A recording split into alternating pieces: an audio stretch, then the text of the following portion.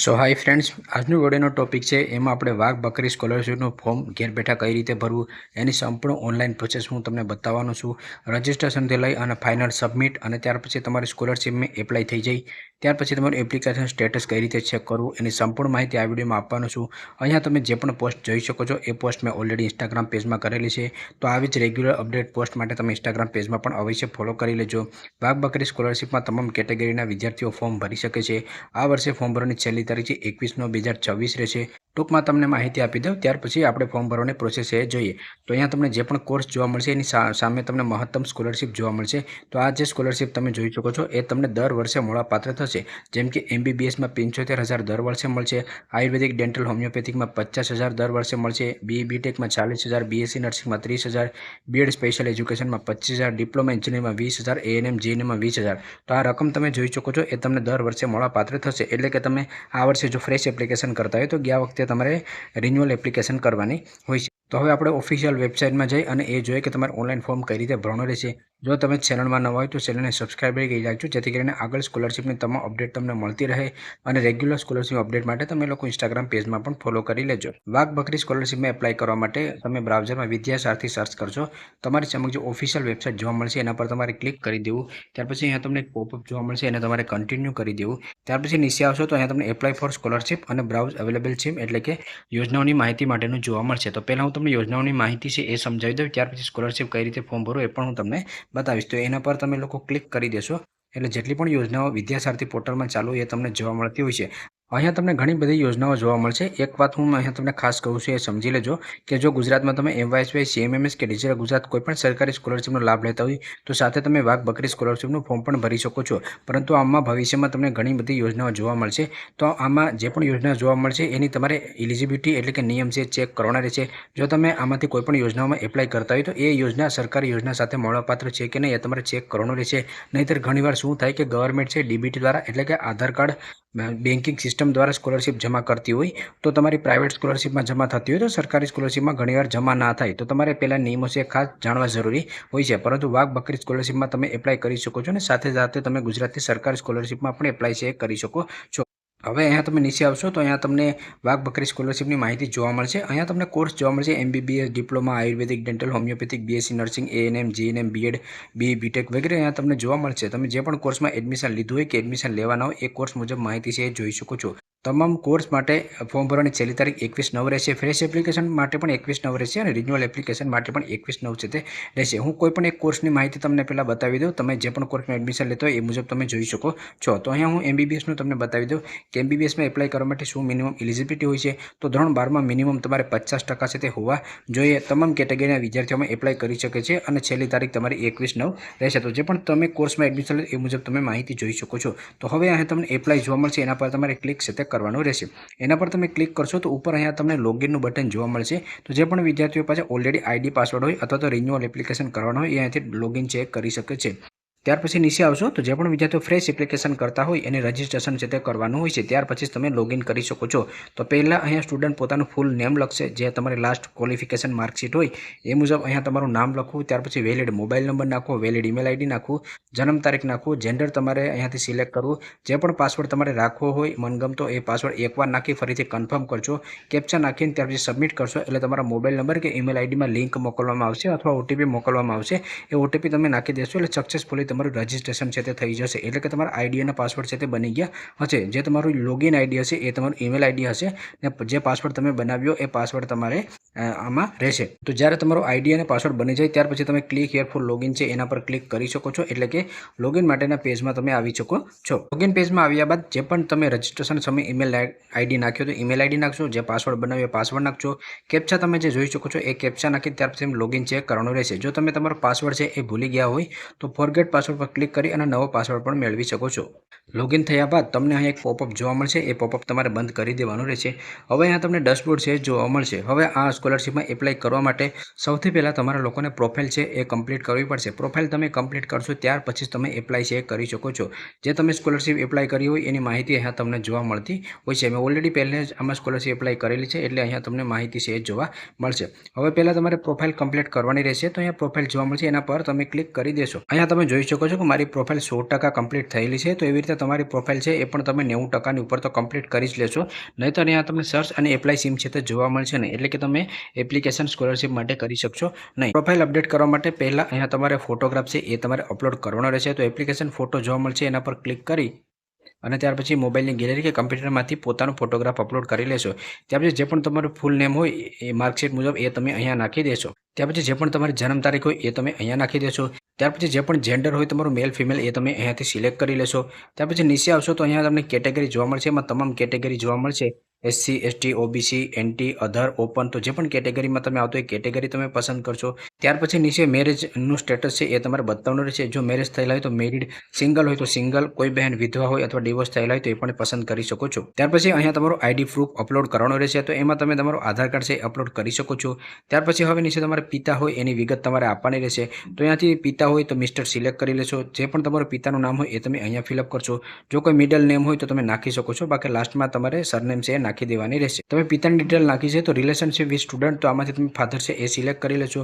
તમારો ફાધર શું વ્યવસાય કરે છે આમાંથી તમામ પ્રોફેશન ખુલશે. એમાંથી જે પણ વ્યવસાય હોય એ તમે સિલેક્ટ કરી લેશો. તમારો પિતાનો જે મોબાઈલ નંબર છે એ તમારે અહીંયા નાખવાનો રહેશે. તમારા પિતાની વાર્ષિક ઇન્કમ કેટલી થાય છે એ તમે અહીંયા નાખી દેશો. ત્યાર પછી અહીંયા જે પણ આવકનું પ્રમાણપત્ર છે એ તમારે અપલોડ કરવાનું રહેશે. ત્યાર પછી નીચે આવ્યા પછી કોમ્યુનિકેશન એડ્રેસ એટલે કે તમારા સરનામાની માહિતી નાખવાની રહેશે. તો એડ્રેસમાં જે પણ હોય તમારા ડોક્યુમેન્ટ મુજબ એ તમે નાખી દેશો. જે તમારો વેલિડ પિનકોડ હોય એ તમે નાખી દેશો. વિલેજ, એરિયા, લોકાલિટી જે પણ લાગુ પડતો એ તમે અહીંયા ફિલઅપ કરી દેશો. ત્યાર પછી નીચે બ્લોક, તાલુકા, સબ ડિસ્ટ્રિક્ટ જોવા મળશે. એમાંથી જે પણ હોય તમારે એ ફિલઅપ કરશો. સ્ટેટમાં તમે ગુજરાત રહેવા દેશો. અને ત્યાર પછી અપલોડ પ્રૂફ ઓફ એડ્રેસ, એમાં આધાર કાર્ડ, ચૂંટણી કાર્ડ, લાયસન્સ જે પણ હોય એ તમે અપલોડ કરી શકો છો. આ વેબસાઇટમાં તમે કોઈ પણ ડોક્યુમેન્ટ અપલોડ કરતા હોય તો મેક્સિમમ સાઇઝ તમારે 300 KB સુધીની હોવી જોઈએ. 300 KB થી ઉપરનો હોય તો ડોક્યુમેન્ટ છે અપલોડ થશે નહીં. ત્યાર પછી તમે બેંક ડિટેલમાં આવશો તો અહીંયા તમારો જે પણ બેંક અકાઉન્ટ નંબર છે એ ફિલઅપ કરવાનો રહેશે. અને ફરીથી કન્ફર્મ કરવા માટે એકાઉન્ટ નંબર ફરીથી તમારે લખવાનો રહેશે. બેંક અકાઉન્ટ નંબર છે એ સમજી વિચારીને વ્યવસ્થિત નાખવો, કારણ કે ડેબિટ દ્વારા સ્કોલરશિપ છે એ તમને મળવાપાત્ર થતી હોય છે. એટલે તમારા ખાતામાં જ સ્કોલરશિપ છે ડાયરેક્ટ જમા થશે. ત્યાર પછી જે પણ તમારો IFSC કોડ હોય એ તમે અહીંયા ફિલઅપ કરી દેશો. અહીંયા તમારું બેંકનું નામ આવી જશે. ત્યાર પછી જે પણ તમારી બેંકની બ્રાન્ચ હોય એ અહીંયા તમે જોઈ શકો છો.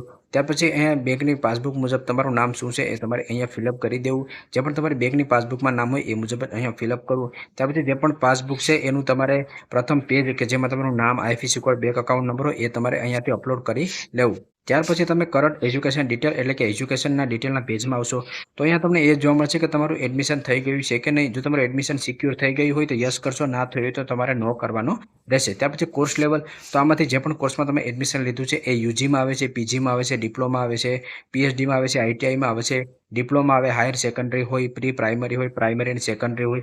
તો એ તમે જેમાં એડમિશન મુજબ પસંદ કરશો. એ પસંદ કર્યા પછી કોર્સ નેમ જોવા મળશે. તો એમાં તમે ખાલી કોર્સનો પહેલો કે બીજો અક્ષર ખાલી ટાઈપ કરશો એટલે પૂરેપૂરા કોર્સનું નામ છે તે આવી જશે.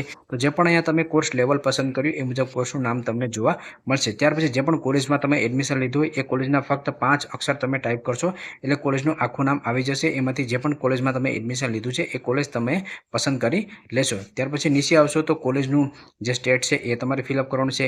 જે તમારે કોલેજમાં એડમિશન લીધું એની વાર્ષિક ફી કેટલી છે એ તમારે અહીંયા લખવાની રહેશે. ત્યાર પછી જે પણ કોલેજમાં તમે એડમિશન લીધું છે એની ટ્યુશન ફી તમારે અપલોડ છે કરવાની રહેશે.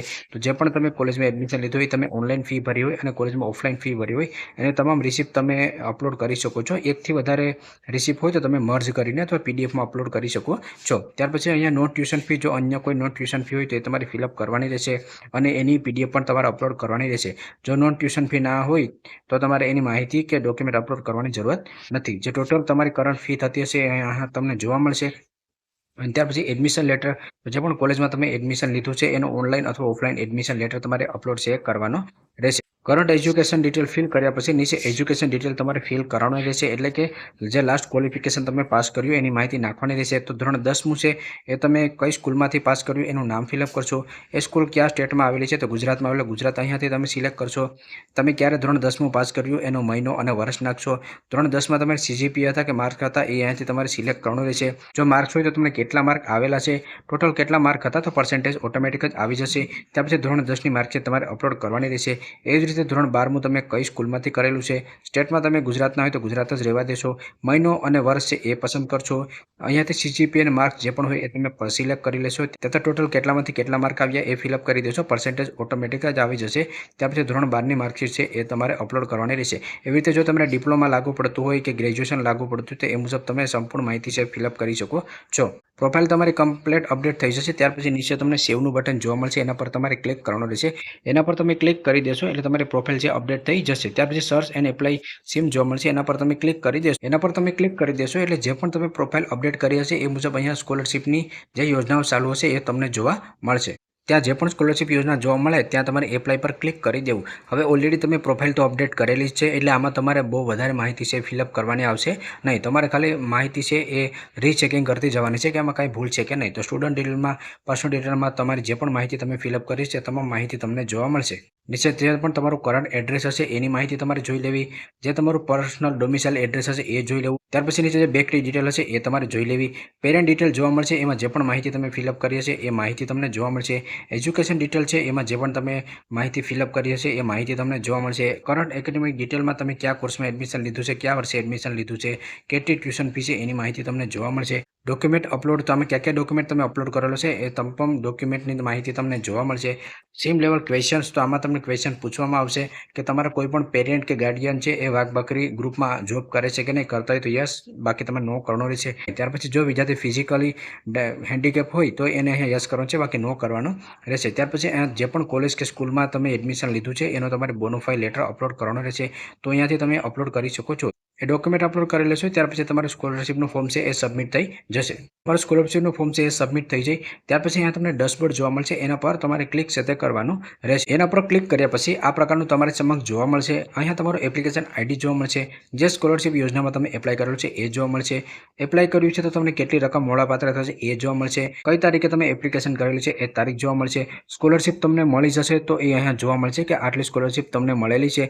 એપ્લિકેશનનું સ્ટેટસ તમને જોવા મળશે કે એપ્લિકેશન ઇન પ્રોગ્રેસ, એટલે કે તમે ફોર્મ ભરી લેશો ત્યાર પછી અહીંયા તમને સ્ટેટસ છે અપડેટ જોવા મળતું હોય છે. એટલે કે સ્ટેટસ જોવા માટે તમારે લોગિન કરવાનું છે અને ત્યાર પછી અહીંયાથી સ્ટેટસ જોવાનું રહેશે. એક્શન એટલે કે વાઘ બકરી ગ્રુપ દ્વારા જો કોઈ પણ તમારા ડોક્યુમેન્ટમાં કે ફોર્મમાં ભૂલ હોય તો અહીંયા તમને રીમાર્ક છે તે જોવા મળશે. તો અહીંયાથી તમારે સ્ટેટસ ચેક કરવાનું રહેશે. તો વિદ્યાર્થીઓ આવી રીતે ઓનલાઈન પ્રોસેસ કરવાની રહેશે. ઓનલાઈન તમે પ્રોસેસ કરી લો ત્યાર પછી 3-4 દિવસે તમારે એકવાર લોગિન કરી અને સ્ટેટસ ચેક કરતો રહેવાનું રહેશે. અથવા જ્યારે પણ સ્કોલરશિપ જમા થશે તો એના પર પણ હું એક અપડેટ ઇન્સ્ટાગ્રામ પેજમાં આપી દઈશ. ઘણીવાર મને વિડીયો બનાવવાનો સમય ના મળતો હોય તો હું રેગ્યુલર અપડેટ ઇન્સ્ટાગ્રામ પેજમાં આપતો હોઉં છું. તો ઇન્સ્ટાગ્રામ પેજમાં અવશ્ય ફોલો કરી લેજો.